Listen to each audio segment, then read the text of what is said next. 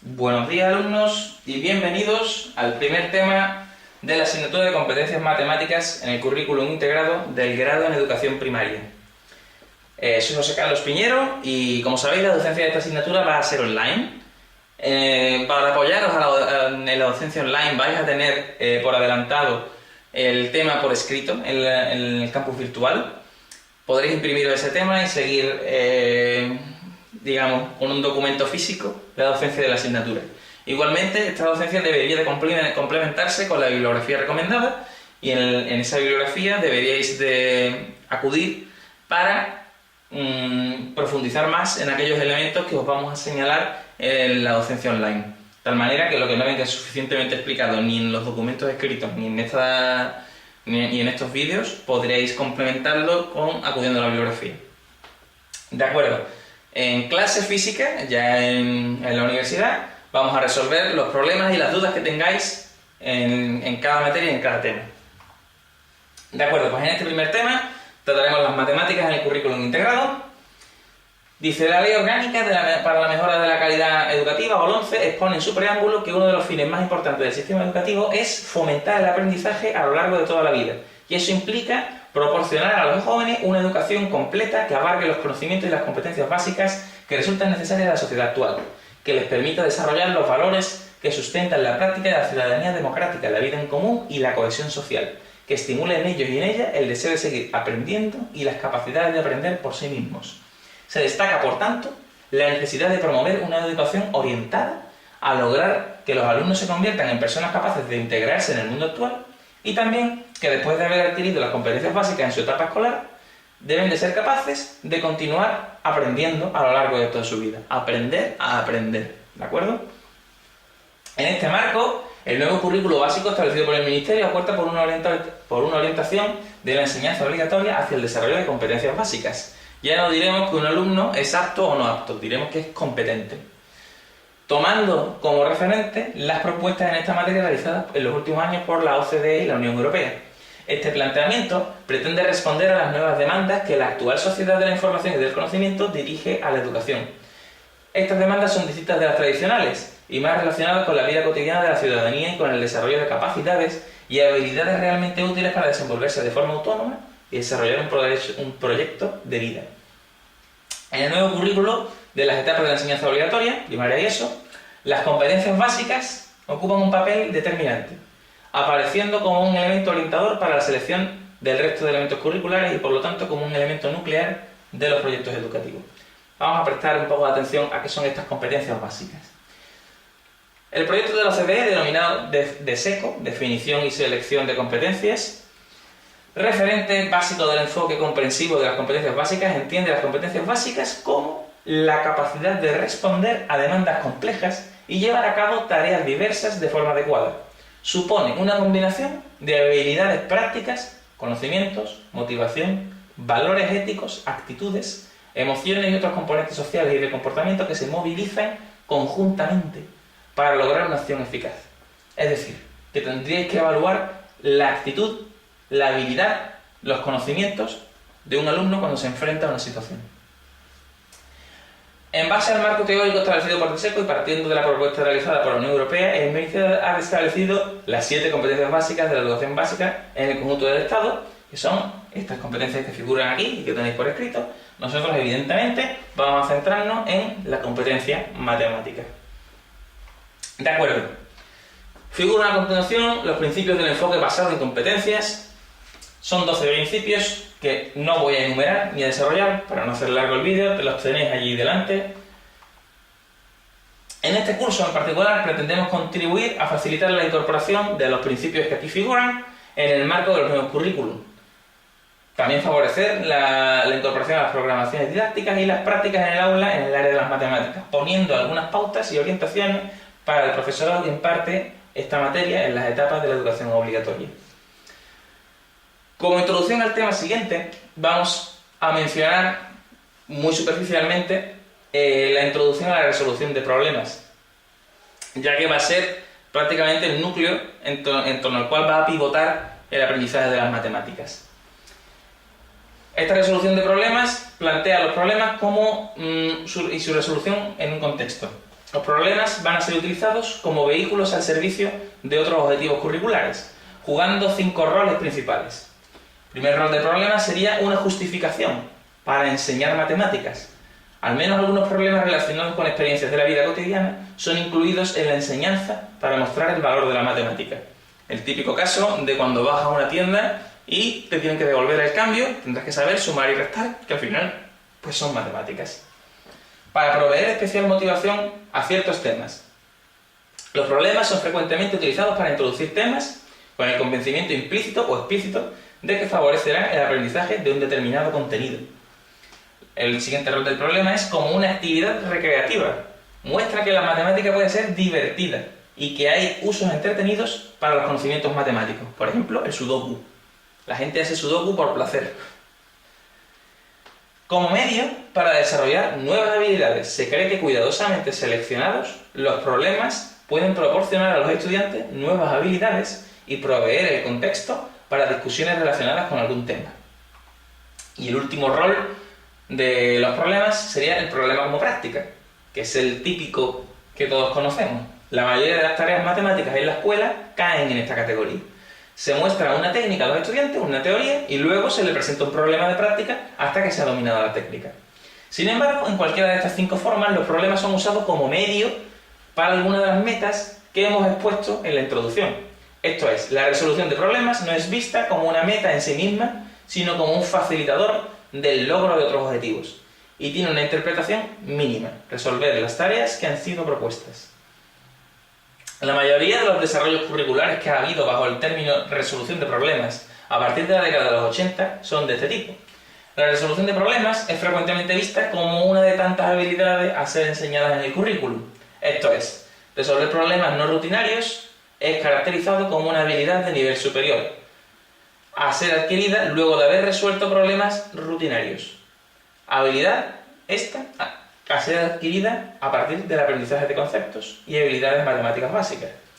Es importante señalar que, aun cuando en esta segunda interpretación del término los problemas son vistos como una habilidad en sí misma, las concepciones pedagógicas y epistemológicas que subyacen son precisamente las mismas que las señaladas en la interpretación anterior. Las técnicas de resolución de problemas son enseñadas como un contenido, con problemas de práctica relacionados para que las técnicas puedan ser dominadas. Es decir, resolver problemas, a fin de cuentas, es hacer matemáticas. Los factores que intervienen en la resolución del problema los vamos a enumerar y hay cierto consenso en estos factores. El primer factor que interviene en la resolución de un problema es el conocimiento de base, los recursos matemáticos que el alumno trae consigo.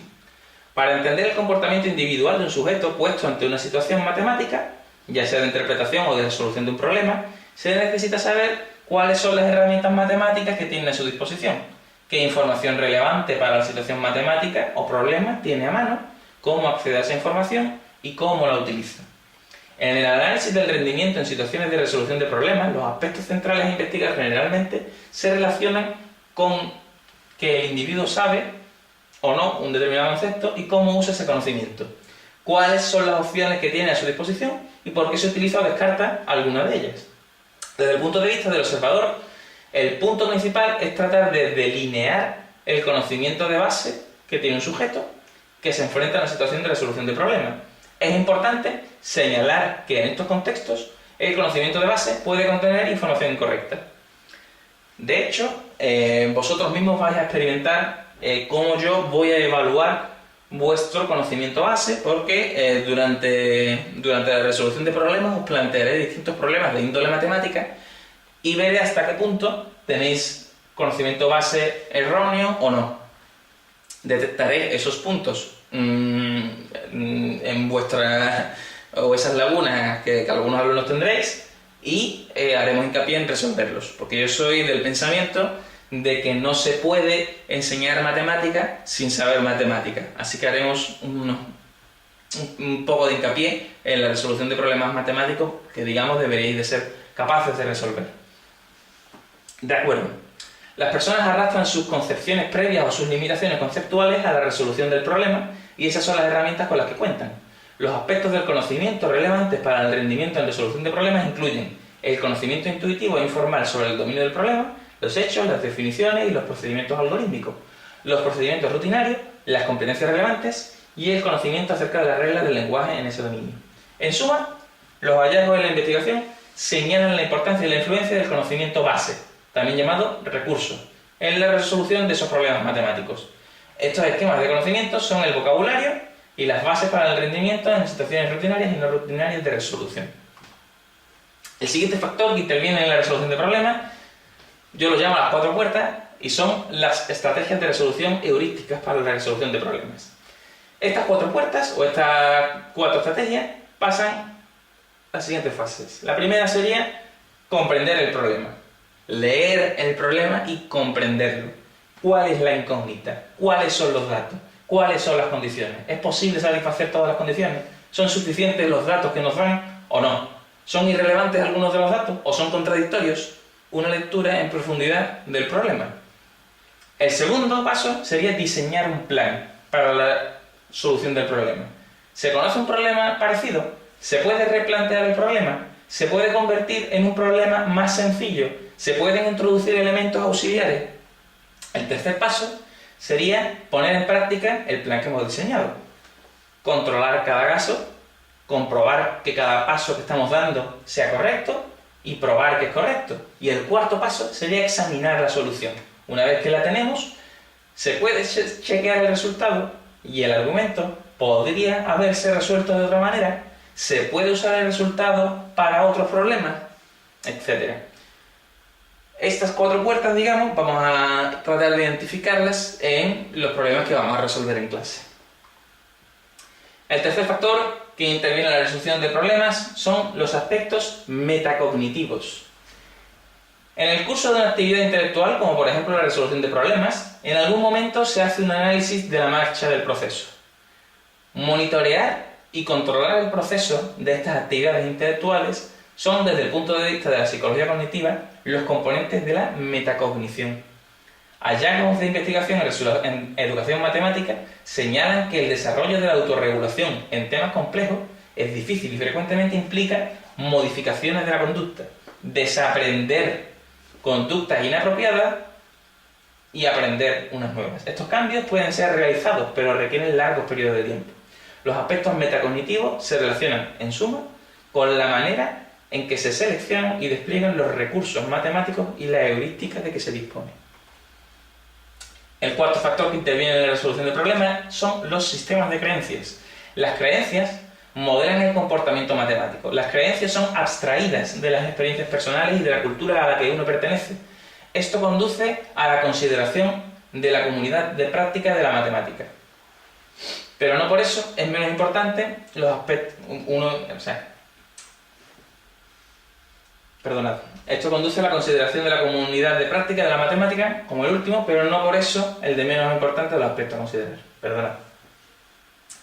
El quinto factor que interviene en la resolución de problemas es la comunidad de práctica. El aprendizaje matemático es una habilidad inherentemente social.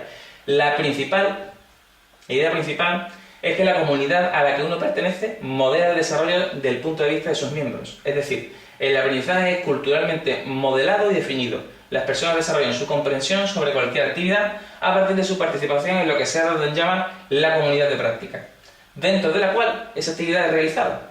Las relaciones y las lecciones que los alumnos aprenden acerca de la matemática en el aula son principalmente culturales y se extienden más allá del espectro de los conceptos y procedimientos matemáticos que se enseñan. Lo que se piensa que la matemática es determinará los entornos matemáticos que se crearán y aún la clase de comprensión matemática que se va a desarrollar. Eso es todo por el primer tema de competencias matemáticas en el currículum integrado. Como veis, es solo un tema introductorio, no hemos tratado especialmente nada denso. En el siguiente tema sí va a ser bastante más denso y de hecho supongo que lo particionaré en 2 vídeos, o 3 incluso, y abarcaremos las estrategias de resolución de problemas, ¿de acuerdo? Espero que la experiencia global sea satisfactoria y que os hayáis entendido todo bien. Disculpad si me he trabado un poquito, tampoco es que sea yo muy ducho en este tipo de experimentos y bueno, para cualquier duda consultadme en clase. Hasta pronto.